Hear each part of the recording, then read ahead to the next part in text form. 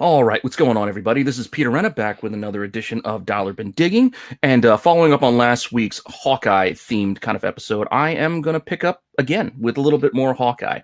Now, I'm going to be doing things maybe slightly differently going forward. I'm not sure if I'm going to be doing the honorable mentions in the mid-credits any longer. It might be its own quick little side video, so keep an eye out for that too on my channel. So please, if you like what I'm doing, like, subscribe, hit those alerts, and check out the article over on comicbookinvest.com.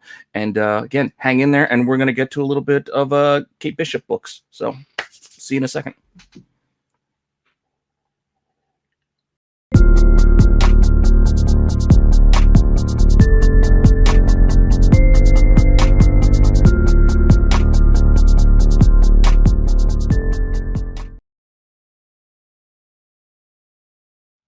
All right. As I said, following up on last week's episode where I'm kind of looking ahead towards the Hawkeye Disney Plus show and what they might be doing, not only in that limited series as they're billing it, but what could be coming, I guess, afterwards, because, always got to be looking ahead, especially when we're talking about cheap books, because, why not speculate there a little bit, I guess. So still looking at that original, I shouldn't say original, but that Fraction run from 2012. There's still a lot to be mined, and I think a lot of this limited series is going to actually come from there with the Tracksuit Draculas or Tracksuit Mafia, whatever you want to call them. I'm going to actually be doing a little bit of a separate video on them, specifically. So if you're interested in that, I might do something like that in the next couple of days. So keep an eye out for that on my channel. But that said, we're going to look at Kate Bishop's here. I looked at Clint Barton and some of the possible villains that could be popping up either, in the series a little bit, or maybe, some stuff that might be coming down the line afterwards. But with Kate Bishop, I think the idea here is that she might be introduced on his show, but who knows, how far she'll go on her own. Will they give her own limited series? Will she be joining the Young Avengers in some fashion and they get like a string of movies, their own series? I don't know, but I'm pretty sure this is not a one-off appearance for her. So I think looking towards things related to her is a good idea.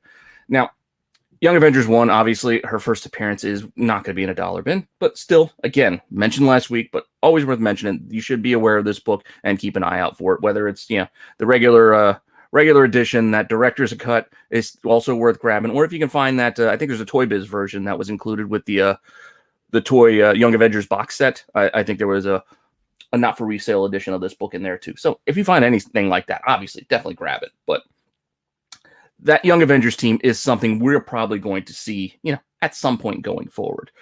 So whatever you can find for that, I would also say pick up, especially if it's for cheap. But that's not really what we're going to focus on here today, because again, that stuff's been talked about for the last couple of years. Prices are already pretty high on a few of these books, so no sense in warning you to look out for things that you should already be aware of.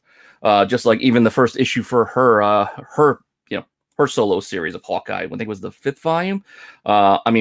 There, it's her going solo, which would obviously be a good basis for the start of her own series if it were to spin off of this Hawkeye show. But you get introduced with her friend Ramona. I think her name's Ramona. Ends up becoming a hero by the name of Alloy.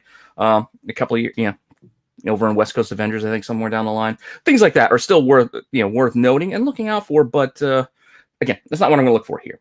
So I'm going to start in with what we still know, Kate Bishop related, coming from the show itself from Hawkeye. So we know that her mom has been casted.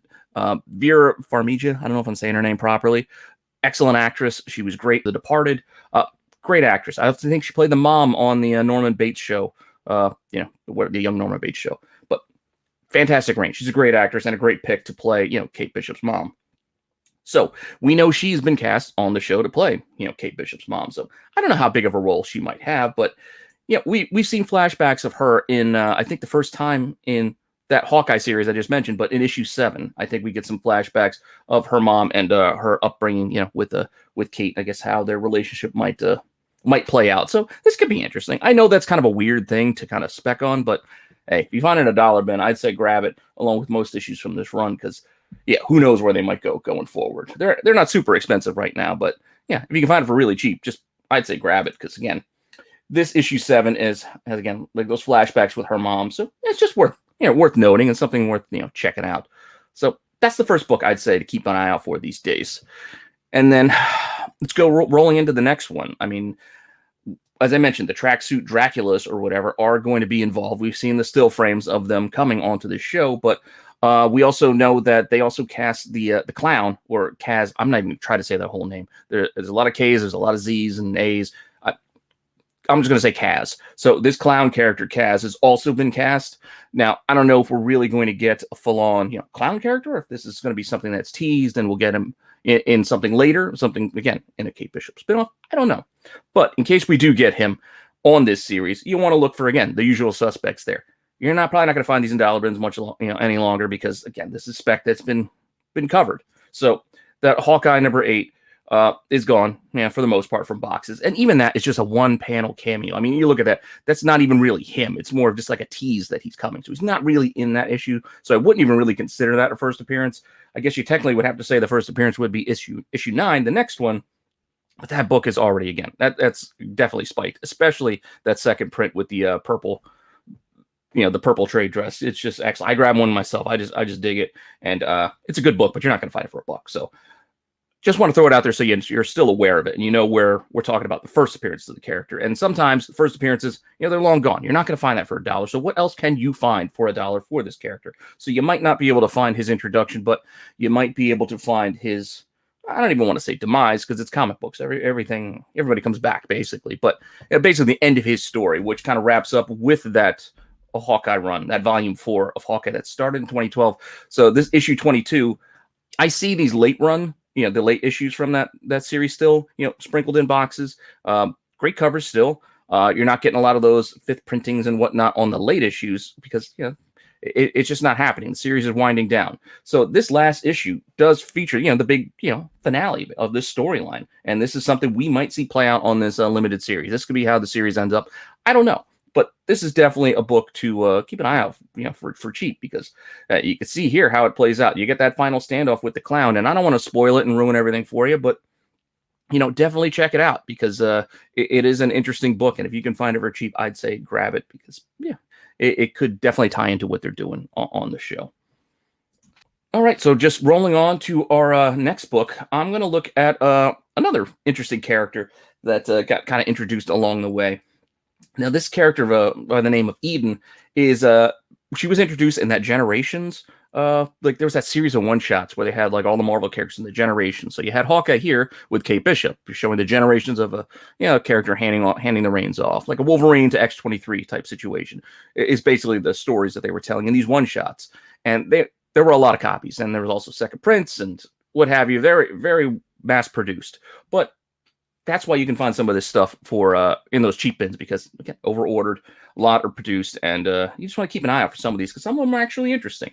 And in this issue with the Hawkeye one, the Hawkeye Generations, you do get a first appearance. And you get the story with the swordsman, who we know is going to be on the show, as I mentioned last week.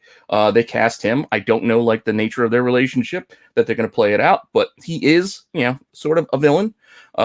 Throughout many of these Hawkeye runs. Like he is an important character to Clint Barton. And in this, we are introduced to basically like an apprentice of his, this character of Eden. And this is her first, and it's probably something you can get for pretty cheap. Now, not a lot happens with her in this first book, but down the line, she shows up in some of the other Hawkeye series. So you could see much later in Kate Bishop's run of Hawkeye, I think it was issue, 13? We get a little sneak peek of her basically returning.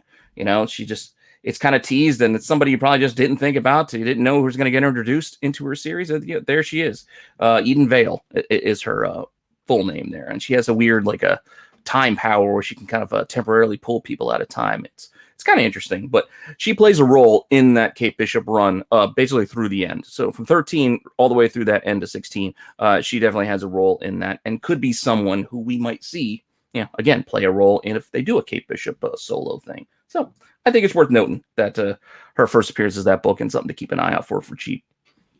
So what else we got? A couple other villain ideas for a Kate Bishop solo.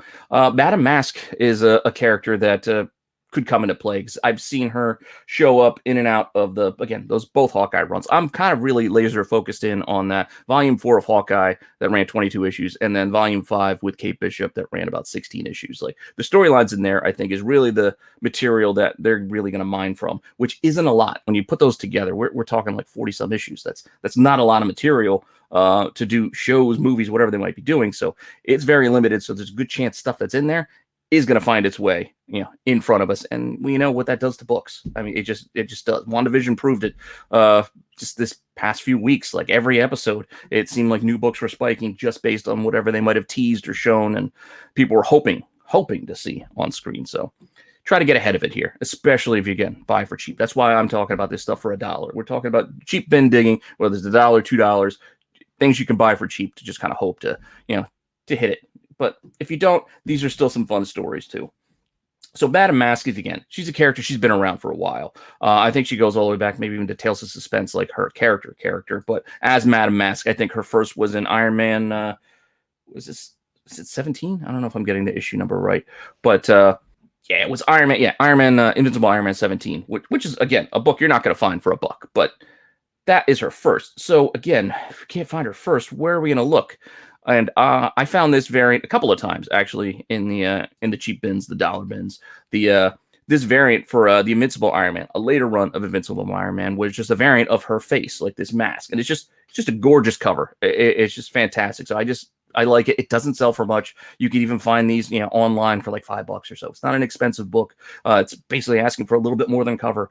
So you can still find some things like this in the dollar bins, because there's not a lot of demand. But I still think this is a very good cover and a good book to have if Madame Masque were to strike, because she doesn't have a lot. Well, she has a lot of appearances. There aren't a lot of great great Madame Masque books to go out there hunting for. So this is one that I like. So I figured, for $1, why not throw one in the pile if you find it. And so that's really all I got for this week. Hopefully we get a bit, we get this solo series for Kate Bishop or something like this going forward before Young Avengers. I really want to see her built out as a character, and hopefully they do it well in this limited series. And again, we hope we see more of her, because she is a great character and a good future character for Marvel. With that said, I do have a couple of more books I'll talk about in a little honorable mention, but I think I'm going to do it as a little separate side video. So keep an eye out for that. It's probably going to be dropping very, very soon, because I'm going to film it right after I wrap this up. So again, hopefully you're liking this. I'm going to be focused on trying to build out more material for my channel here. So again, please subscribe if you like what I'm doing. I'm going to try to make more time to get back to doing my toy videos and a few other things that I got, stewing around up here in the hopper that I want to do, and maybe even some more live stuff. I don't know. So again, please comment. Let me know what you think, what you want to see, and I will try to provide that. So with that said, thanks for stopping by, and I will see you guys soon.